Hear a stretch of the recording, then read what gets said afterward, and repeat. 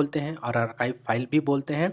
जैसा कि इसका नाम है फाइल, तो फाइल का मतलब आपका एक क्वांटिटी में होता है, बट आर्काइव फाइल क्या है? A file composed of one और मोर फाइल एंड मेटा डेटा। यानी आर्काइव फाइल आपका क्या होता है? एक फाइल ही होता है जो कि एक या एक से ज़्यादा फाइल या फोल्डर से मिलकर के बना होता है, कंपोज्ड होता है, यानी उसमें होते हैं एक या एक से ज़्यादा फाइल उस आर्काइव में। साथ ही साथ मेटा डेटा होता है। मेटा डेटा सेंस कि उस फाइल से रिलेटेड कुछ इन्फॉर्मेशन होती है। मेटा डेटा का मतलब होता है डेटा अबाउट डेटा, यानी यहाँ पे डेटा क्या है? फाइल है, तो फाइल रिलेटेड टू फाइल, यानी ऐसा फाइल जो कि आर्काइव के अंदर जितने फाइल हैं उनकी कुछ इन्फॉर्मेशन वो क्या करेगा? होल्ड करेगा। That is called Meta data. यानी फाइल, यहाँ पे नाम से आपको साउंड हो रहा होगा आर्काइव फाइल यानी एक फाइल, लेकिन उसके अंदर मल्टीपल फाइल आपके जो है होते हैं। अब चलिए आइए देखते हैं कि आर्काइव फाइल हम लोग जो है क्रिएट क्यों करते हैं। सबसे पहली चीज़ कि ये बहुत ईजिली पोर्टेबल होता है और स्टोरेज भी आपका जो है कम लेता है। इसीलिए आपको ध्यान होगा कि जब भी आप कोई बड़ी फाइल या फोल्डर आप ओवर द इंटरनेट जीमेल से कनेक्ट करके या किसी मेल से कनेक्ट करके भेजते हैं, तो आप उसको क्या कर देते हैं? सिंपल उसका आर्काइव बना देते हैं, यानी जिप बना देते हैं, तब उसको भेजते हैं। तो ये पोर्टेबिलिटी के लिए बहुत आसान होता है और ईजी होता है। कंप्रेस करने में आसानी होती है। कंप्रेस इन द सेंस कि जितनी साइज़ है, आपने देखा होगा जनरली कि जब भी आप फोल्डर को एक कंप्रेस करते हैं या फिर उसका आर्काइव बनाते हैं, तो उसकी साइज़ क्या हो जाती है? कम हो जाती है पहले के कंपेरिजन, ताकि वो मेल पे आसानी से जा सके और डेटा लॉस भी आपका क्या होता है? कम होता है। लेस स्टोरेज, ऑब्वियस सी बात है कि जब कंप्रेस करेंगे उसकी साइज़ कम हो जाएगी, तो वो आपका स्टोरेज भी कम ही लेगा। इसलिए हम लोग, ये कुछ इंपॉर्टेंट पॉइंट है जिसकी वजह से हम लोग आर्काइव फाइल को क्रिएट करते हैं। तो होप आपको समझ में आया होगा कि आर्काइव फाइल क्या होता है। अब चलिए आइए देखते हैं व्हाट इज़ टार कमांड। तो टार का जो फुल फॉर्म होता है वो होता है आपका टेप आर्काइव, यानी कि आर्काइव को क्रिएट, यानी टेप आर्काइव इसका फुल फॉर्म है, यानी कि टेप फॉर्मेट में आर्काइव क्रिएट करने की ये एक यूटिलिटी है आपका टार कमांड, जिसको हम लाइनेक्स में टार कमांड या टार यूटिलिटी आप इसको जो है बोल सकते हैं। और ये जो आपका टार कमांड है use to create archive as well as extract the archive, यानी ये जो टार कमांड है दोनों काम के लिए इस्तेमाल होता है इसका।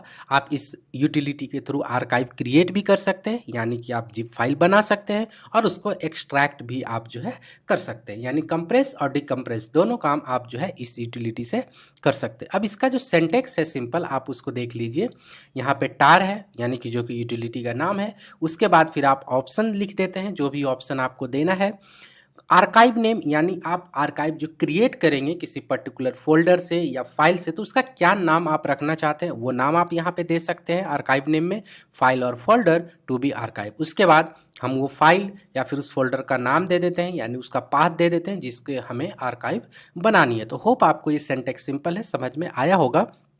चलिए आइए कुछ कॉन्सेप्ट देख लेते हैं ऑप्शन से रिलेटेड। यहाँ पे है हाइफन सी।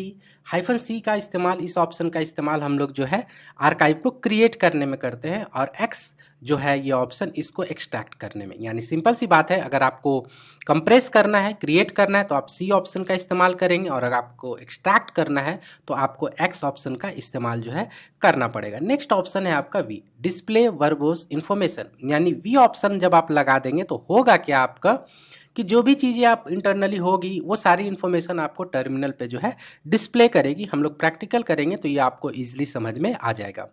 एफ ऑप्शन जो है हम लोग देते हैं create archive with given file name. F option के हेल्प से हम लोग जो है सिंपल एक आर्काइव को नाम दे सकते हैं, और वो ही आपका जो है होता है। इसके अलावा बहुत सारे ऑप्शंस हैं, लेकिन आप उस ऑप्शंस को जो है एक्सप्लोर कीजिएगा। हमने अभी जो ऑप्शन आपको डिस्कस कर किया, चलिए आइए उसका जो है प्रैक्टिकल करके देख लेते हैं, ताकि आपको वो कॉन्सेप्ट अच्छे तरीके से क्लियर हो जाए। तो मूव करते हैं टर्मिनल की तरफ। ये टर्मिनल है, ऑलरेडी ओपन है। चलिए आइए देख लेते हैं कि यहाँ पे क्या क्या चीज़ें हैं। एक डायरेक्टरी है मेरा dir1, फिर है फाइल 1, और अब है आपका फाइल 2। मैं यहाँ पे क्या कर रहा हूँ, सिंपल डायरेक्टरी 1 को आर्काइव कर रहा हूँ। तो डी टार यहाँ पे लिख दीजिए, हाइफन सी लिख दिया कंप्रेस करने के लिए, वी वर्बोस, और फाइल यानी किस फाइल का नाम आपको देना है। तो यहाँ पे मैं लिख दे रहा हूँ माई टार डॉट, आप सिंपल लिख सकते हैं, कोई एक्सटेंशन नहीं देंगे तभी भी आपका चलेगा, और मैं ये dir1 फोल्डर को कर रहा हूँ।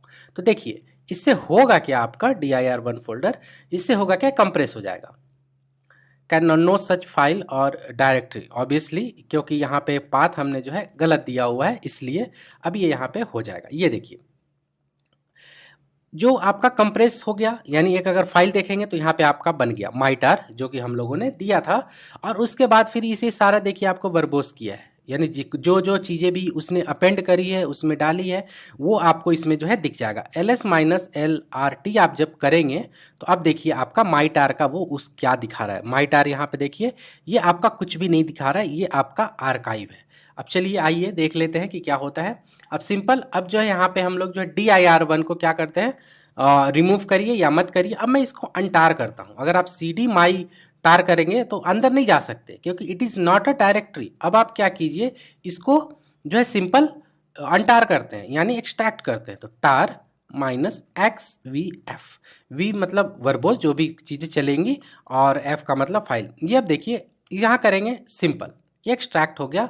ls कीजिए, ये आपका देखिए एक्सट्रैक्ट होकर के आ गया सिंपल। अब यहाँ पे आप cd माई टार करेंगे, ओ सॉरी यहाँ पे dir1 ऑलरेडी था इसलिए ये हो गया rm-rf, dir1 कर देते हैं पहले, यानी जो भी है उसको पहले रिमूव कर दिया।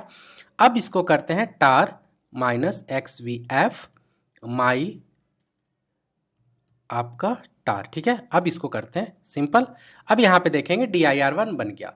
उस समय क्या हुआ था, इससे प्रीवियस वो ओवरराइट हो गया था क्योंकि वो फोल्डर ऑलरेडी वहाँ पे था, लेकिन ये dir1 देखिए आपका फिर से आ गया। अब इसके अंदर जा करके आप देख सकते हैं कि जो कंटेंट था वो आया कि नहीं, देखेंगे तो सारा कंटेंट आपको जो है यहीं पे दिख जाएगा।